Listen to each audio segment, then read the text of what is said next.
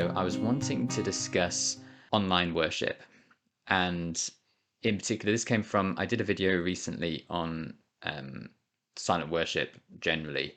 And in that, I sort of started to talk about how Quakers and Quaker meetings moved online during the pandemic and what that looked like and how Quakers were able to do that perhaps more um, more smoothly maybe than other groups, other denominations, other churches. I'll put a link in the description or up here or somewhere for that original video if you want to go to that. But in this one, I wanted to look in particular at online meeting for worship, maybe what that's like, whether that is a good alternative. Maybe that is something that we should be doing more of. Hopefully, as the pandemic obviously resides, or we continue to adapt to it. Is this something that we should continue doing, and things like that? So it's been a big part of my experience as a Quaker to have an online element to it, whether that be only online meetings for worship or blended meetings for worship or hybrid meetings for worship, whatever people want to call them, where there might be some people in the meeting house, but then there's things set up to so that people can join remotely if they were either isolating or felt more comfortable. And so I suppose for me, it has seemed quite normal because that has been my experience. But obviously, I know that for most Quakers, that isn't their normal experience. So what's that been like, and what does that mean for the what does that mean for Quaker worship and Quaker meetings? Is that a good thing, or is it a bad thing, or is it a bit of both?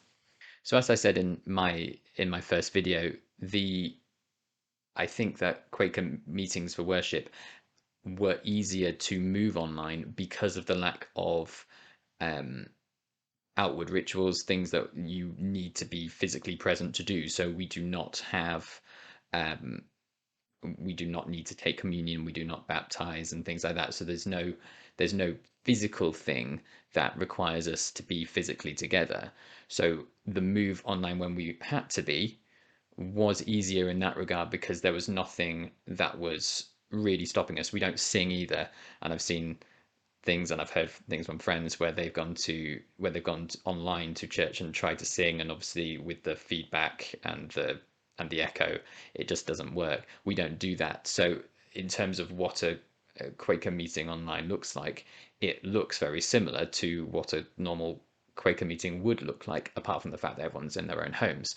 So for that reason, I think it felt very smooth. It didn't need much um, it didn't need much organization, and it's handy that Zoom calls their get-togethers online meetings as well. So I thought that was uh, a nice handy link as well. Um, but I suppose uh, do I think that it limits the meeting in any way? I would say that I would say no in some respects and yes in others.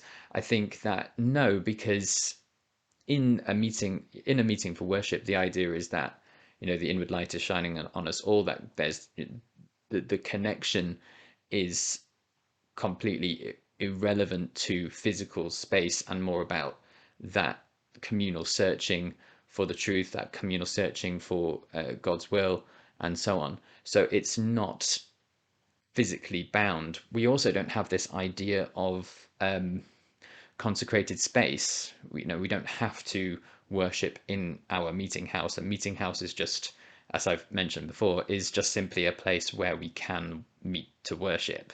It's not um, it's not holy ground. We don't see any particular ground as holy. I'd like to think that Quakers think that everywhere is holy, and so everywhere is a place where worship can happen and should happen. Does that mean my living room? Yeah, I suppose so. Um, so I think with that in mind, I don't think there was any problems with meeting online like that. It meant that I think I've felt in exactly the same way as I have when I'm in a physical meeting. It's also obviously good just generally. I mean, in my full-time occupation, I'm a teacher, and so um, I was very aware that obviously in my meeting there were elderly people, and I was in peak COVID times because of government procedures. I was in a room which was ventilated, and we were spraying everything, and we were so, but we weren't necessarily always wearing masks, and so I could easily in a day come across hundreds of people in relatively close proximity without masks, and so for me, I felt it was perhaps best for me to go to meeting online instead of going to the physical meeting house in order to allow people to go to the meeting house who might not be able to join online. And I think that is the negative, which I'll come back to in a minute. I can still participate. I can still be part of the community, but also thinking about others and think about um, their health as well. This is obviously before even the vaccines came in and so on. So I thought it was really important that I had when I think that what necessarily I was the situation I was in professionally wasn't the safest. I didn't want to then have that to have a negative effect on those people in um, those vulnerable people in the Quaker community. I also think these hybrid meetings, so where some people are in the meeting house and some people are coming online, is also very helpful and very practical for people who might not be able to come to the meeting house physically for practical reasons like maybe it's too far to walk, or maybe they can no longer drive or things like that, and they and unable to get a lift, or maybe they just live too far away. Maybe they've moved recently. They still want to be part of that Quaker community which they've been part of, but just geographically it's not working. Maybe they want to join whilst they're on holiday, for example, or something like that. So it allows people. I think it allows the meeting to be a lot more inclusive to people who might otherwise have not gone at all, or might have slowly drifted away. I think it means that we can keep a hold of people, and we can keep in contact with people in a much better way than if we only allowed meetings to happen physically. There are obviously downsides of this, though. I think you do lack the community feeling of it as a human, maybe not as a worshipper, but maybe the human interaction, which I think we all lacked during the original pandemic and all and all the lockdowns. We lacked that ability to actually be a community, and actually as a Quaker community to do anything that is Quaker to do, such as to take part in action against injustices, to be an active force in the community. That was obviously taken away from us, and a lot of what it means to be a Quaker was vastly reduced. So uh, I think that does need to have people physically meeting together in order to help uh, galvanize social action and as I said, be a positive force in the community. And I suppose also, I know what I said before is true, and I do think that is true. We don't need to meet in the meeting house in order to um, have a proper meeting for worship. I don't think that theologically, from a Quaker perspective, that is anything wrong. However, I think as a human, getting ready for worship and stuff is a very different feeling. For example, of having to get ready, having to get getting all my things together. Then I've got to drive to my meeting house, so I've got that time in the car to process my thoughts, get myself ready before I even get to the meeting house. And then when you're there, it kind of just does give you a sort of a signal that, all right, okay, this is why I'm here. Whereas when you're in your living room or somewhere in the house, the likelihood for distraction, the likelihood for um, you not necessarily being able to center down as quickly as you might otherwise been able to, I think does come up a lot more. And I do find it that perhaps it does take me that significantly longer in order to get ready for meeting, in order to start. ordering my thoughts correctly and things like that, that whole process just takes a lot longer than if I were in the meeting house.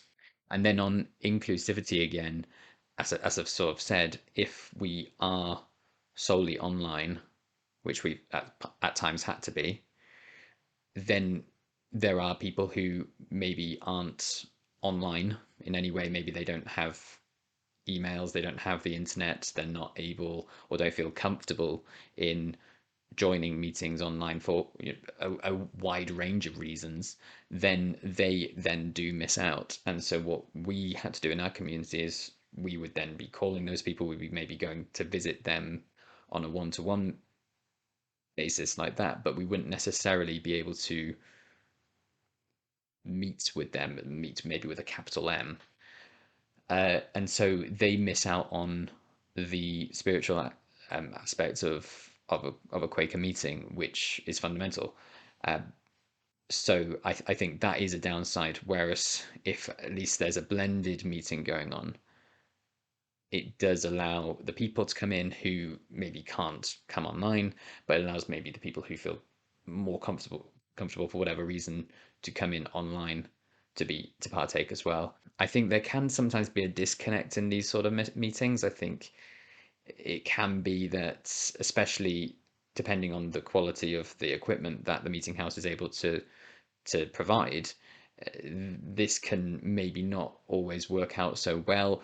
For example, if multiple people maybe at the end of the meeting are talking, it's then I've been in that experience in that situation. It's very hard then for people who are online to hear individual conversations in the way that you would when you were if you were there, you'd maybe mull around, you might join in a conversation, then someone else might come in and add something and things like that.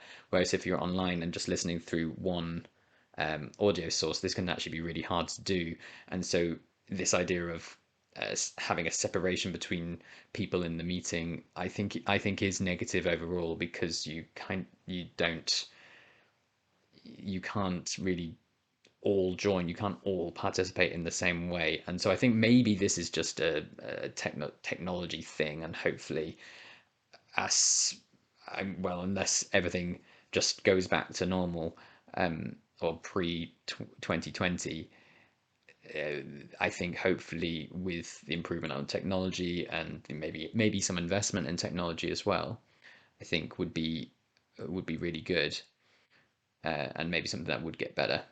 Think I wish also that I think this is well, I think this is just a general plea. I don't know. Plea is maybe not the right word, but I think it would be really good if area meetings, or even yearly Britain yearly meeting would maybe give local meetings some more advice as to how to do this successfully. Asking meetings to come up with things that they think have worked really well and be able to share good examples of how they've managed to include or, um, as I said, bridge that divide maybe between those who are joining online and those who are in the meeting physically. I think it's really important that we come together and see what's actually worked from this, because I do think that it's not going to go away. I think we are going to be in this situation where this scenario uh, might continue. And actually, also, I do think COVID aside, I think it is a good thing to have. I think it's a good thing to be able um, to have this as an option for the reasons that I've stated. What happens if you are simply just ill, but you still want to participate?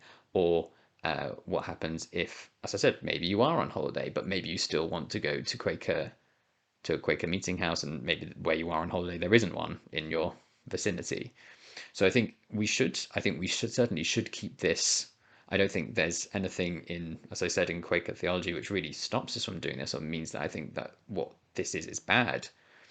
But I think we do need to come together and think about what is actually working well. What equipment have people been using? What have people found that brings people together? This is what I think comes down to. I think we need each other in meeting in order to hold each other in the light. We need to be able to listen to one another, even listen to each other's silence. and use that as an engine to help us to communicate with what God's telling us. So I think it's really important that we're able to do that. But I think in this sort of setup, it's very new, and we've got to be able to do it well. And I think it can be done really well. I think we just maybe are still in that growing uh, growing period. We're still trying to work out what works and what doesn't work. And obviously, as well, if it comes down to equipment, equipment's expensive. And so how do meetings deal with that if the best option is to have this bit of equipment and that bit of equipment, but those two bits of equipment together come to thousands of pounds, then is that really viable? I suppose I've also heard people say that um, coming to meeting online when there's no good reason to, but just because maybe it's more convenient to, is a bad thing.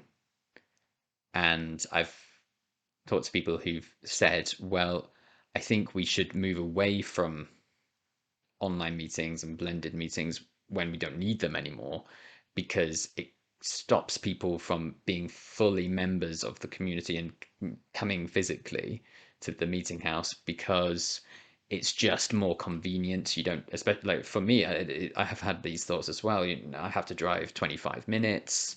You have to get ready, all of this. It's a much different process than logging onto the computer maybe quarter of an hour beforehand.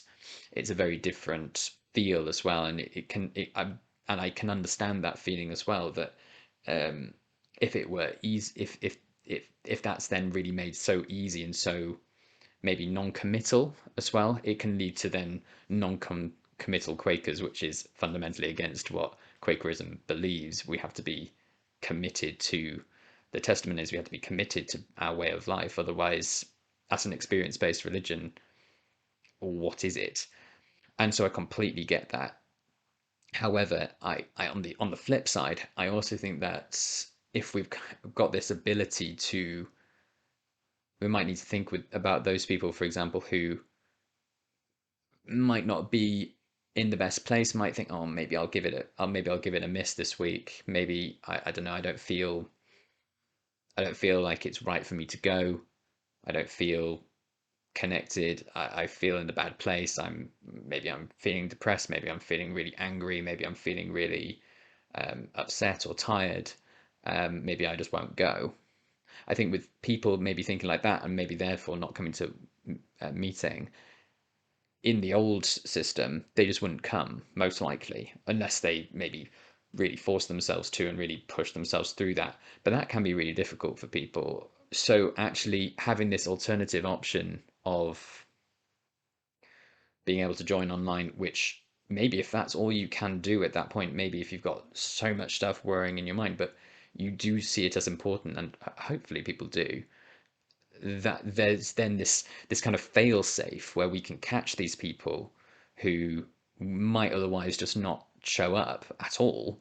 I think surely is better that we have this ability to still keep in touch at different levels at that's fitting in with where people are. I think there's nothing wrong with that. I think actually it is a real strength to be able to offer this. Um, but as I said, I think there are just the better ways of doing it.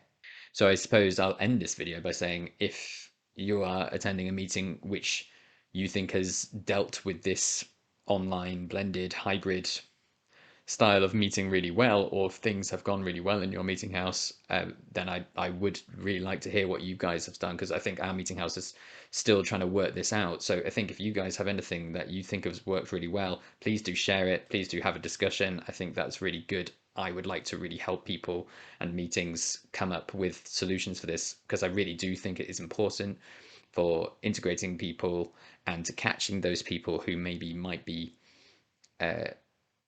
not able to always come to meeting. So I think if we've got a really good system where blended meetings can be really successful, then I think we've got to have that. We've got to explore that. We've maybe got to look into that and what that might mean financially and so on. So please do share your thoughts and good practice and stuff. And hopefully we can have really successful blended meetings where everyone in the community feels comfortable in joining and the ways that they are joining and feel fully part of the meeting. Thank you very much for watching this video. If you liked it, please do click on the thumbs up button and do check out some of my other videos about Quakerism in the UK. If you want to keep up to date with the latest videos, please do remember to subscribe as well. It really helps. Thank you.